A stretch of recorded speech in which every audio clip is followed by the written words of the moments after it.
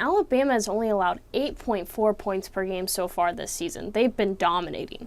Alabama has also won 4 out of the last 5 matchups. They've won 4 years in a row. That means 2 of the last times they played at College Station, they've won. And the last time that Texas A&M won this matchup was when Johnny Manziel had that miraculous comeback where he fumbled to himself and managed to still throw a touchdown to a receiver in the red zone. That was crazy, but as far as Alabama's strengths goes, it's the Roll Tide. Enough said there. But their rushing offense, they average 315 points per game, and their defense is stellar, 6th overall in the nation, allowing only 250 yards per game. Second in rushing with 74 yards. And they outscored Vandy and Ole Miss by 125-3. They put up a lot of offensive points, but they may have some competition when it comes to the rush defense for Texas A&M. For sure, Texas A&M has an extremely stout rush defense. They only allowed 23 yards against a rush-heavy South Carolina offense, and they're giving up only 96 yards per season. It seems like Alabama's offense hasn't really been missing a beat with this new offensive coordinator this year, though. Another one of Texas A&M's strengths is they have 13 sacks in the last 2 games alone.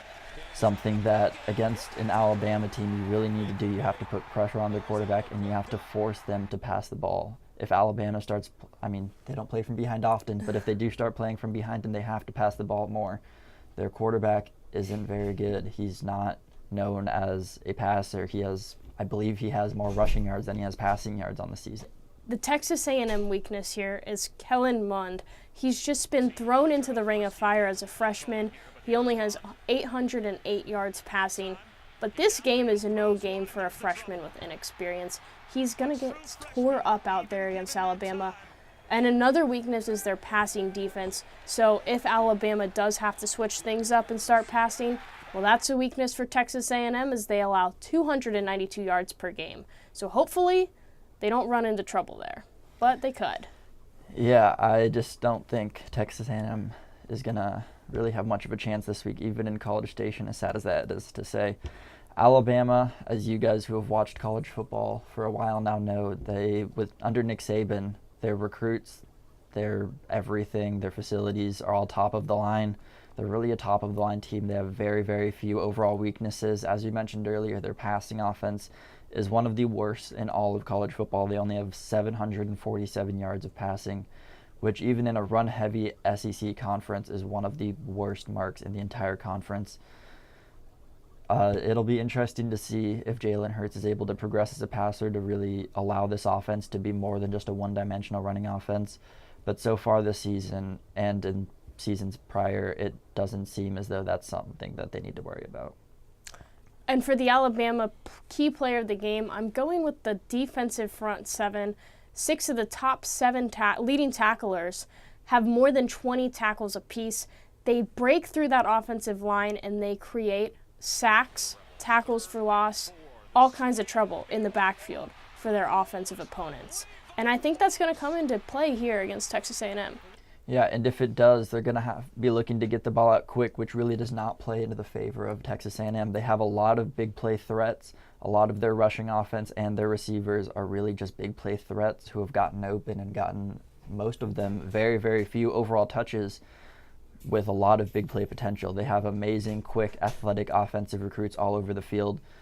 One of my top players to watch is Christian Kirk for Texas A&M. He has 23 receptions for 264 yards and is averaging just over 11 yards per catch. He also has 4 touchdowns on the season, which is leading all Texas A&M receivers.